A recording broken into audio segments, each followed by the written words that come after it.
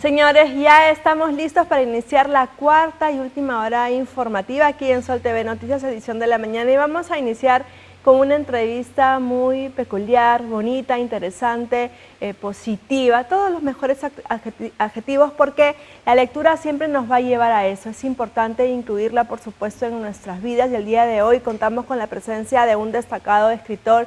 Él es el señor Orlando Loaiza Villegas, y vamos a hablar justamente de una publicación. Él es autor de los cuentos épicos Mochica, ¿no?, que narran y se inspiran en la cultura de Moche. ¿Cómo está, señor Loaiza? Un placer tenerlo aquí. Muy amable, gracias, muy amable por la invitación, aquí poniéndome a disposición de ustedes para esta entrevista de carácter cultural en el cual se va a beneficiar toda la ciudadanía trujillana. Así es, porque es importante conocer de nuestra historia, ¿no?, para poder amar, para poder respetar y para poder evolucionar y desarrollar también en la sociedad, y hacer un trabajo importante y con mucha responsabilidad y consciente desde nuestra posición como ciudadanos. ¿En qué se inspiró? Bueno, sabemos que los cuentos están inspirados en la cultura mochica, pero ¿por qué decide hablar sobre esta cultura?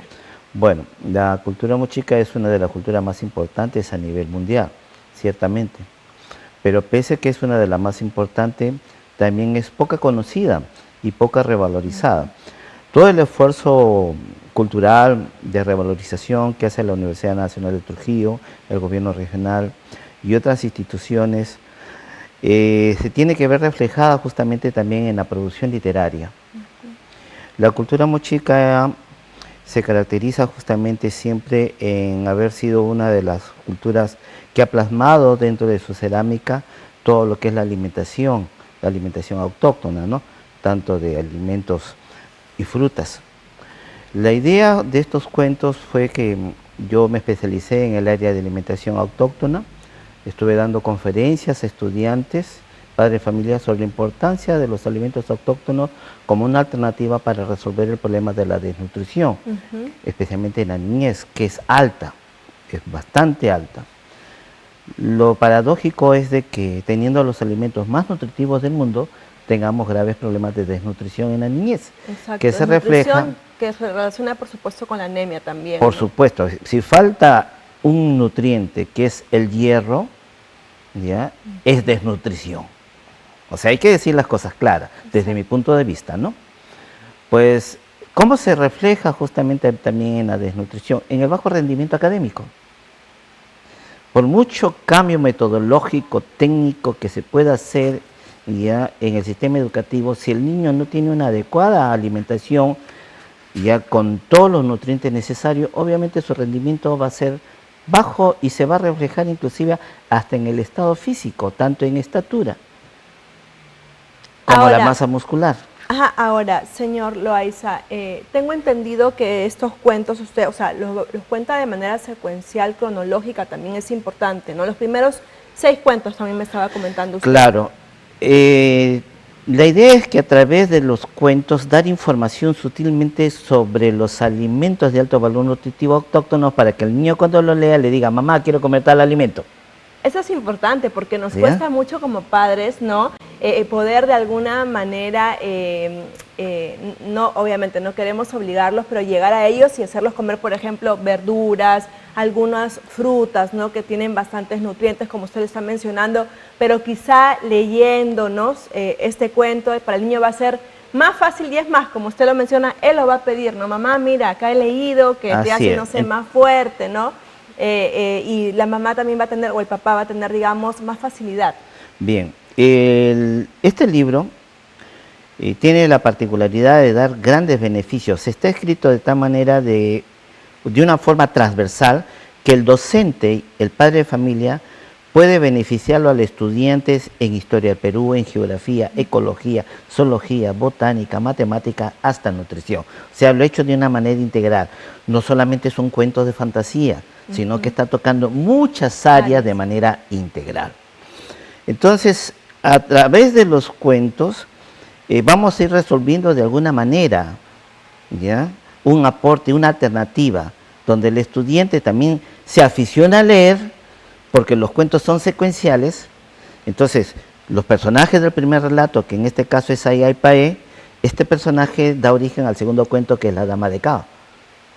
Ambos personajes principales dan origen al tercer relato, que es Jean el Cazador. Y así va siguiendo la secuencia hasta el sexto. Esa hilación es lo que anima finalmente al niño, al adolescente a seguir leyendo, que muchas veces también los papás tenemos esa lucha por el hábito de la lectura que no les gusta, y ahora con el tema del celular, de lo digital, de las pantallas, pues prefieren estar allí. Entonces, esta es una buena alternativa, y también los docentes deberían, ¿no?, quizá pensar en incluirla, ¿no?, en esta relación de libros que siempre se lee anual en los colegios. De verdad, Cuentos Épicos Mochica, hablando el día de hoy con el escritor, con el autor de estos cuentos, y nos está mencionando. También sé que la edición está hecha en 2 idiomas. Bien, este es el primer libro que saqué, que se titula Cuentos Épicos Mochica. Fue presentado en la Feria Internacional del Libro el año pasado, en el mes de marzo. Tengo entendido que se va a hacer una nueva. Frente a la demanda, a la solicitud tanto de los padres, familia, docentes y los mismos estudiantes que querían más cuentos, publiqué mi segundo libro, que se titula Ayapaé, el Señor de la Pesca. Aquí está también. Ese sí es bilingüe. A mostrarlos. Sí, ambos libros están totalmente ilustrados a todo color. Tiene cuestionarios, tiene actividades para la comprensión lectora, tiene un glosario en la parte final que se integra con la narrativa. De tal manera que el estudiante se enriquece en muchas áreas. Este libro que tienes ahí, El Señor de la Pesca, estoy hablando ya prácticamente desde el punto de vista no solamente de la parte agrícola, sino de la parte ya de la pesca propiamente dicha. Muy poco se habla de los mochicas pescadores o navegantes. Entonces acá estoy dando los primeros pasos. Son 5 relatos secuenciales. Estoy desarrollando en base a mi imaginación y a cierto tipo de información histórica el origen de este personaje, ¿ya?, su infancia, ¿ya?, su adolescencia, sus actividades, y cómo puede ser capaz de poder alimentar a su pueblo a través de la pesca.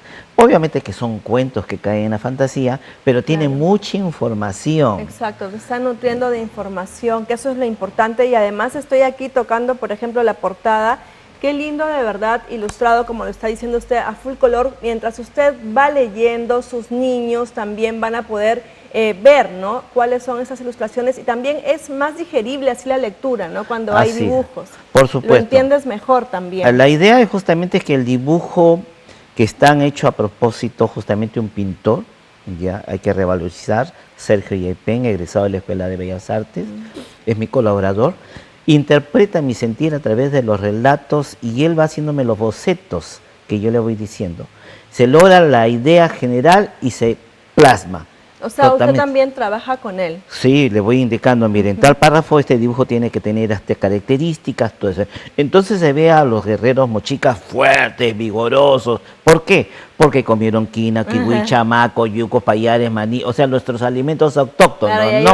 Decir, el mamá, pescado, yo quiero ser todo como este guerrero, dame quinoa, ¿no? Exactamente, justamente el propósito de esas ilustraciones es estimular al que el niño tenga ciertos paradigmas, ejemplos positivos para tener una buena alimentación y el chico esté fuerte físicamente.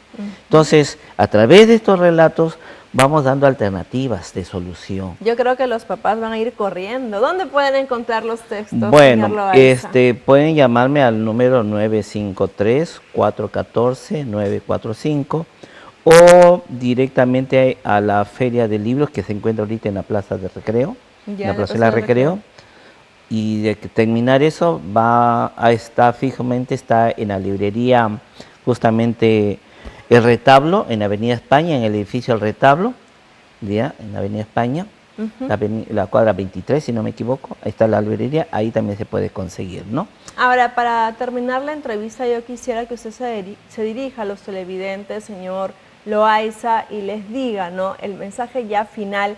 ¿Por qué es importante? Y no como un tema comercial, porque yo lo escucho a usted y de verdad como madre de familia me motiva a poder comprarle a mis hijos, a que lo lean, ¿no?, para justamente poder motivarlos a esta buena alimentación que muchas veces sufrimos.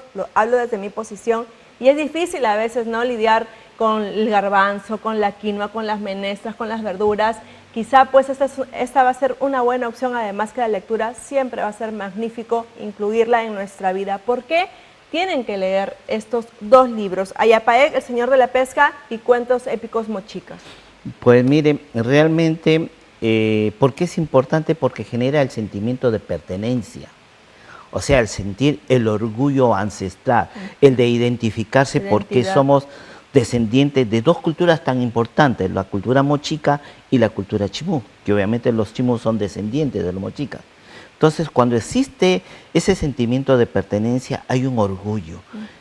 Y ese orgullo permite justamente de empezar a autocompetirse con uno mismo, a estimularse y a ser mejor estudiante, ser mejor hijo. Y claro, el padre de familia, hay un compromiso. Así es. Y el padre de familia tiene la oportunidad en este momento de dos libros que rompen los esquemas dentro de la literatura regional y nacional, porque nadie se ha hecho este tipo de trabajo como el que estoy presentando yo. Rompe los esquemas, llama mucho la atención. Permanentemente me llaman por teléfono o me escriben por mi Facebook, ¿no? Y me felicitan por el trabajo y me solicitan más libros, más cuentos. Qué bueno. O sea, ya hiciste una demanda. Sí, eso también es un llamado, digamos, también a los docentes, ¿no? Es importante. El docente, si trabaja con estos cuentos, va a trabajar en muchas áreas. Porque, como le dije, puede utilizarlo un profesor en el área de sociales, para historia, para geografía. El de ciencias naturales, lo que viene a ser botánica, zoología, ecología. Hablo del fenómeno del niño, de esa época. Entonces se puede comparar con lo de hoy en día. Matemática, ¿qué instrumentos usaron los mochicas o nuestras culturas ancestrales para hacer cálculos matemáticos? No necesariamente eran los quipus. Había otro artefacto que en quechua es llamado yupana. Y ahí en el glosario está la fotografía, inclusive las indicaciones. Y en el glosario, perdón, y en el cuestionario se le indica que el niño haga trabajos de investigación en internet, investigando determinadas áreas, determinadas interrogantes, por ejemplo, ¿qué es la yupana? ¿No?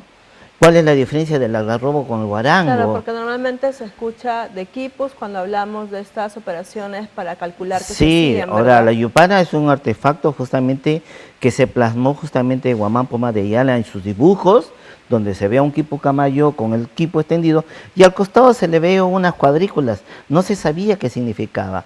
En estas últimas décadas se descubrió que era una calculadora. Y finalmente estamos hablando de una guía, ¿no? Para estos niños, para los padres, para docentes, de verdad es un texto completo que va más allá de un simple libro en el que uno lee quizá una historia al que estamos acostumbrados. Hay dinámicas, actividades, cuestionarios, temas también que los llevan a nuestros hijos, pues a la investigación. Así que aquí no hay nada que pensar, señor Loaiza. Un placer, de verdad. Espero tenerlo nuevamente para seguir hablando de estos cuentos tan importantes que hay que incluir en nuestra vida. Son para todas las edades, no estamos hablando solo de niños y adolescentes, así que es momento de ir por los libros para leerlos. Gracias nuevamente. Muy amable, gracias. Vamos a continuar nosotros con más información. La ministra